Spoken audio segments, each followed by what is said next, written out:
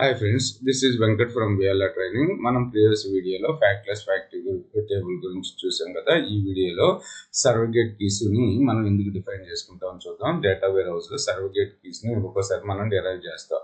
అంటే మనమే క్రియేట్ చేసి ఆ టేబుల్ కి అసైన్ చేసుకుంటాం అనమాట. ఎందుకు యాడ్ చేస్తాము అంటే బై డిఫాల్ట్ గా మనకు మనకి ఎగ్జాంపుల్ చూసుకున్నట్టయితే ఒక డైమెన్షన్ టేబుల్ ఉంది.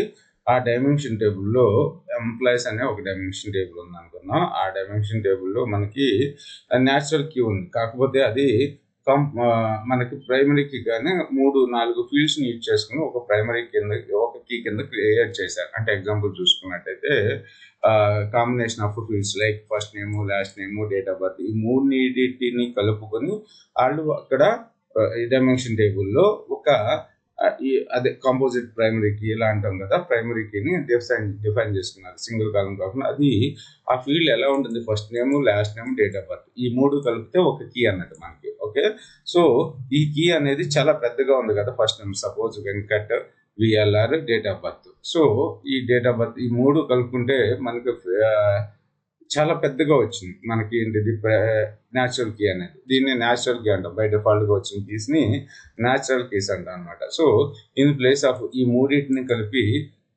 దానికన్నా ఇది ఇలాగే ఉంటుంది. దీనికి ప్యారల్ గా మనం ఏం చేస్తాము అంటే ఇంకో కీని క్రియేట్ చేసి, సో దానికి ఆటోమేటిక్ గా ఇంటీజర్స్ ఇక్కడ చూసుకున్నట్టయితే surrogate keys are the artificial keys typically simple integers assign to uniquely identify records. They are created during the data loading process. Data loading process లో ఏం చేస్తామంటే ఈ న్యాచురల్ కీ అనేది పెద్దగా ఉంది. అలాగే ఇంత పెద్దగా ఉన్న దాంట్లో కొన్ని ఇబ్బందులు ఉంటాయి. అలాంటి ఇబ్బంది లేకుండా మనం ఏం చేస్తామంటే ప్యారలల్ గా దీనికి మన టేబుల్ కి ఏం చేస్తామంటే ఒక ఆటోమేటిక్ గా క్రియేట్ అయ్యే ఒక కీని పెట్టేస్తాం అనమాట. ప్రైమరీ కీ మీరు ఆటో ఇంక్రిమెంట్ టైప్ లో ఉంటుంది కదా, సో దాన్ని పెట్టేస్తాం. మోస్ట్ లైక్లీ ఇవన్నీ కూడా ఇంటీజర్ టైప్స్ ఆఫ్ వాల్యూస్ ఉంటాయి అనమాట. ఎందుకు క్రియేట్ చేస్తే ఇక్కడ చూడండి. సపోజ్ కస్టమర్ ఐడి ఇక్కడ చూసుకున్నట్టయితే ఈ కస్టమర్ డైమెన్షన్ టేబుల్లో ఈ ఐడి అనేది న్యాచురల్ కీ. ఇక్కడ చూసుకున్నట్టయితే ఈ కీ అనేది చాలా పెద్దగా ఉంది. ఓకేనా, సో పెద్దగా ఉంది. సో ఒక ఆర్డర్ లో లేదు.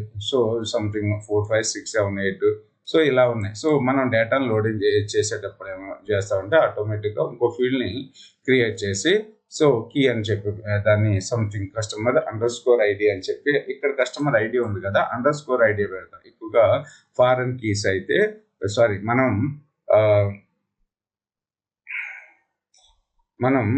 సర్వగేట్ ని క్రియేట్ చేసేటప్పుడు ఇక్కడ కస్టమర్ ఐడి ఉంది కదా, కస్టమర్ అండర్ ఐడి అంటే మనం దాన్ని చూడగానే అండర్ అని పెట్టారంటే దాన్ని ఏమనుకోవచ్చు అంటే మనం సర్వగేట్ కి అనుకోవచ్చు. సర్వగేట్ కి క్రియేట్ చేసుకుని 1, 2, 3 ఓకేనా. ఇక్కడ చూడండి 1, 2, 3 అని చెప్పి రికార్డు లోడ్ చేసేటప్పుడు ఆ ఫీల్డ్ కూడా యాడ్ చేసి మనం టేబుల్లోకి వేర్ హౌస్ లోకి లోడ్ చేస్తాం అనమాట. సో ఎందుకు యూజ్ చేస్తామంటే ఇక్కడ ఇండెక్సింగ్ పర్పస్ చాలా యూజ్ అవుతుంది అనమాట. సో ఇక్కడ చూడండి artificial keys typical simple integers assign to uniquely identify records. They are created during the data loading process. Surrogate keys remain constant even the natural key attributes change. Surrogate keys being the simple integers the more efficient for indexing and querying. మనం డేటాను retrieve చేసుకునేటప్పుడు సర్వగేట్ keys బాగా fast గా డేటాను retrieve చేస్తూ ఉంటాయి అనమాట. Efficient indexing. Okay,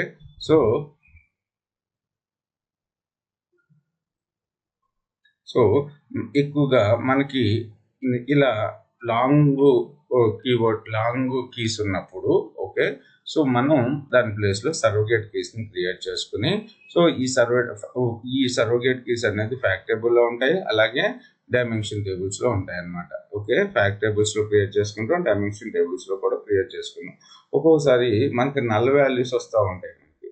okay, so మనకి కంపోజిట్ కీలో నల్ వాల్యూస్ వచ్చే ఛాన్సెస్ ఉంటాయి కదా. అలాంటప్పుడు మనం ఏం చేస్తామంటే మనం ఈ సర్వగేట్ ని క్రియేట్ చేసుకుని దాన్ని ఈ నల్ వాల్యూస్ ఉన్న వాటిని కూడా యూనిక్ గా ఐడెంటిఫై చేయాలి కదా. అలా ఐడెంటిఫై చేయడానికి కూడా మనం సర్వగేట్స్ కీస్ అనేవి బాగా యూజ్ అవుతాయి. ఎగ్జాంపుల్ చూసుకున్నట్టయితే ఈ విషయం మర్చిపోండి. సో దీనికి నల్ వాల్యూ ఉంది అనుకుందాం. ఓకేనా, నల్ వాల్యూ ఉంది. కంపోజిట్ కీ ఇది నల్ వాల్యూ ఉంది, దీనికి కూడా నల్ వాల్యూ ఉంది. సో మరి వీటిని ఎలా యూనిక్ గా ఐడెంటిఫై చేయాలి మనం?